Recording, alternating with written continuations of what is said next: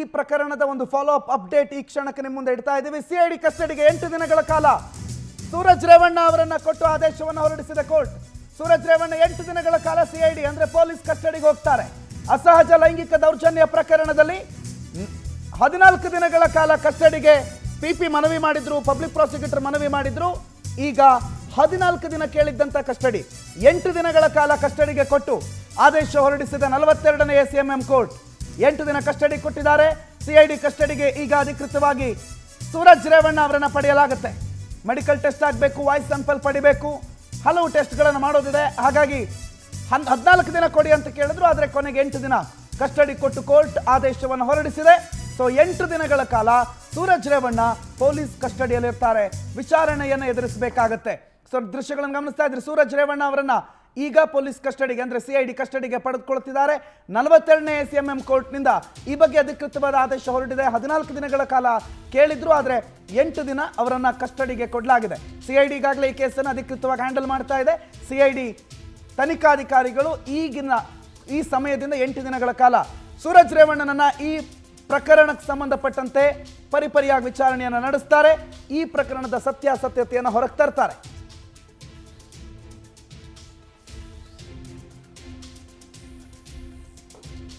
ಸೂರಜ್ ರೇವಣ್ಣ ಅವರನ್ನು ನಿನ್ನೆ 14 ದಿನಗಳ ಕಾಲ ನ್ಯಾಯಾಂಗ ಬಂಧನಕ್ಕೆ ಕೊಡಲಾಗಿತ್ತು. ಆದರೆ ನಿನ್ನೆಯೇ ಈ ಪ್ರಕರಣವನ್ನು ಸಿಐಡಿಗೆ ವರ್ಗಾಯಿಸಿ ರಾಜ್ಯ ಸರ್ಕಾರ ಆದೇಶವನ್ನು ಮಾಡ್ತಾ ಇದ್ದಂಗೆ ಇವತ್ತು ಬಾಡಿ ವಾರೆಂಟ್ ಮೇಲೆ ಅವರನ್ನು ಪಡೀತಾರೆ ಅಂತ ಹೇಳಲಾಗಿತ್ತು. ಅದೇ ರೀತಿಯಲ್ಲಿ ಸೂರಜ್ ರೇವಣ್ಣ ಅವರ ಪ್ರಕರಣ ನಮಗೆ ಅಧಿಕೃತವಾಗಿ ವರ್ಗಾವಣೆ ಆಗಿದೆ. ಈ ಪ್ರಕರಣದಲ್ಲಿ ಸೂರಜ್ ರೇವಣ್ಣ ಅವರನ್ನು ವಿಚಾರಣೆ ಮಾಡುವ ಅಗತ್ಯ ಇದೆ. ಹಾಗಾಗಿ ವಾಯ್ಸ್ ಸ್ಯಾಂಪಲ್, ಮೆಡಿಕಲ್ ಟೆಸ್ಟ್ ಸೇರಿದಂತೆ ಬೇರೆ ಬೇರೆ ವಿಚಾರಣೆಗಳನ್ನು ಮಾಡೋದಕ್ಕೆ 14 ದಿನಗಳ ಕಾಲ ಸೂರಜ್ ರೇವಣ್ಣ ನಮ್ಮ ಕಸ್ಟಡಿಗೆ ಬೇಕು ಅಂತ ಕೇಳಿದ್ರು. ಕೊನೆಗೆ ಪಬ್ಲಿಕ್ ಪ್ರಾಸಿಕ್ಯೂಟರ್ ಅವರ ವಾದವನ್ನು ಮನ್ನಿಸಿದ ನ್ಯಾಯಾಲಯ 14 ದಿನ ಆಗೋದಿಲ್ಲ, ಅಂತಿಮವಾಗಿ 8 ದಿನ ಕಸ್ಟಡಿ ಕೊಡ್ತೀವಿ ಅಂತ ಹೇಳಿ ಆದೇಶವನ್ನು ಹೊರಡಿಸಿದ್ದಾರೆ.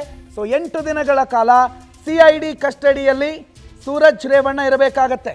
ವಿಚಾರಣೆ, ಡ್ರಿಲ್ ಎಲ್ಲವೂ ನಡೆಯುತ್ತೆ. ಏನೇನಾಗಿದೆ ಪ್ರಕರಣ ಇವೆಲ್ಲದರ ಬಗ್ಗೆ ಮಾಹಿತಿಯನ್ನು ಮತ್ತು ವಿಚಾರಣೆಯನ್ನು ನಡೀತಾರೆ. ವೀರೇಶ್ ಈ ಬಗ್ಗೆ ಡೀಟೇಲ್ಸ್ ಕೊಡ್ತಾರೆ. ಫೋನ್ ಸಂಪರ್ಕದಲ್ಲಿದ್ದಾರೆ. ವೀರೇಶ್, ಈಗ 42ನೇ ಎಸಿಎಂಎಂ ಕೋರ್ಟ್ನ ಆದೇಶ ಏನೇನಾಯ್ತು, ವಾದ ಪ್ರತಿವಾದ? ಖಂಡಿತ ಪ್ರಣತ್, ಈಗಾಗಲೇ ಸೂರಜ್ ರೇವಣ್ಣ ಏನು MLC ಸೂರಜ್ ರೇವಣ್ಣ ಅವರ ಪ್ರಕರಣಕ್ಕೆ ಸಂಬಂಧಪಟ್ಟಂತೆ ಈಗಾಗಲೇ ಸಿಐಡಿ ಅಧಿಕಾರಿ ಕೂಡ ಏನೋ ಒಂದು ಅಪ್ಲಿಕೇಶನ್ ಕೂಡ ಸಲ್ಲಿಸಿದ್ರು ಬಾಡಿ ವಾರೆಂಟ್ ಮೇಲೆ. ಅಂದ್ರೆ ಈಗಾಗಲೇ 14 ದಿನಗಳ ಕಾಲ ನಿನ್ನೆ ನ್ಯಾಯಾಲಯ ಕೂಡ ಏನು ಆದೇಶ ಮಾಡಿ ಮತ್ತು ಕಸ್ಟಡಿಗೆ ಜೆಸಿಗೆ ಕೊಟ್ಟಿತ್ತು. ಆ ಬೆನ್ನಲ್ಲೇ ಏನು ಹಾಸನ ಪ್ರಕರಣಕ್ಕೆ ಸಂಬಂಧಪಟ್ಟಂತೆ ಇವತ್ತು ಏನು ಬೆಳಿಗ್ಗೆ ಅಂದ್ರೆ 11 ಗಂಟೆ ಸುಮಾರಿಗೆ ಈಗಾಗಲೇ ಸಿಐಡಿ ಅಧಿಕಾರಿಗಳು ಕೂಡ ಬಾಡಿ ವಾರೆಂಟ್ ಮೇಲೆ ಅವರನ್ನು ವಶಕ್ಕೆ ಪಡೆಯಲು ಈಗಾಗಲೇ ಎಲ್ಲ ಕಸರತ್ತು ಮಾಡಿತ್ತು. ಅದಕ್ಕೆ ನ್ಯಾಯಾಲಯ ಕೂಡ ಈಗಾಗಲೇ ಮನ್ನಣೆ ಕೊಟ್ಟಿರುವಂತದ್ದು ಮತ್ತು ಸೂರಜ್ ರೇವಣ್ಣ ಅವರ ಈಗಾಗಲೇ 14 ದಿನಗಳ ನ್ಯಾಯಾಂಗ ಬಂಧನದಿದ್ದಂತ ಏನು ಸೂರಜ್ ರೇವಣ್ಣನನ್ನು ಈಗಾಗಲೇ 8 ದಿನಗಳ ಕಾಲ ಪೊಲೀಸ್ ಕಸ್ಟಡಿಗೆ ನೀಡಿರುವಂತದ್ದು. ಅಂದ್ರೆ ಸಿಐಡಿ ಒಂದು 8 ದಿನಗಳ ಕಾಲ ನೀಡಿರುವಂತದ್ದು ಮತ್ತು ಅಸಹಜ ಲೈಂಗಿಕ ದೌರ್ಜನ್ಯ ಪ್ರಕರಣಕ್ಕೆ ಸಂಬಂಧಪಟ್ಟಂತೆ ಈಗಾಗಲೇ ಹಾಸನ್ ಪೊಲೀಸರು ಕೂಡ ಯಾವ ರೀತಿ ತನಿಖೆ ಮಾಡಿದ್ದಾರೆ ಮತ್ತು ಆ ಹಾಸನ್ ಪೊಲೀಸರ ಒಂದು ಸಾಕ್ಷಿಗಳನ್ನು ಏನೆಲ್ಲ ಕಲೆ ಹಾಕಿದ್ದಾರೆ ಅವುಗಳನ್ನು ಕೂಡ ಈಗಾಗಲೇ ಪರಿಶೀಲನೆ ಕೂಡ ಮಾಡಿರುವಂತದ್ದು ಮತ್ತು ಈಗಾಗಲೇ ಏನು ಸಿಐಡಿ ಮುಖ್ಯಸ್ಥರಾಗಿರುವಂತಹ BK ಸಿಂಗ್ ಅವರು ಕೂಡ ಈಗಾಗಲೇ DSP ನೇತೃತ್ವದಲ್ಲಿ ಈಗಾಗಲೇ ತಂಡ ಕೂಡ ರಚನೆ ಮಾಡಿರುವಂತದ್ದು. ಪ್ರಮುಖವಾಗಿ ಈಗಾಗಲೇ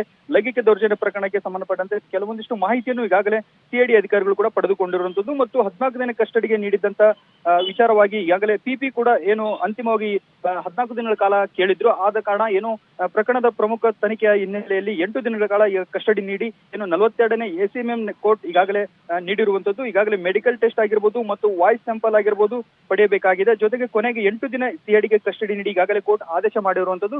ಇನ್ನೇನು ಇವತ್ತು ಸಂಜೆ ಒಳಗೆ ಆತನನ್ನು ಸಿಐಡಿ ಕಚೇರಿಗೆ ಕರೆತಂದು ಡ್ರಿಲ್ ಮಾಡುವಂತ ಎಲ್ಲ ಸಾಧ್ಯತೆಗಳು ಕೂಡ ಇದಾವೆ Pranod. Right, okay, thank you Veeresh ಮಾಹಿತಿಗೆ.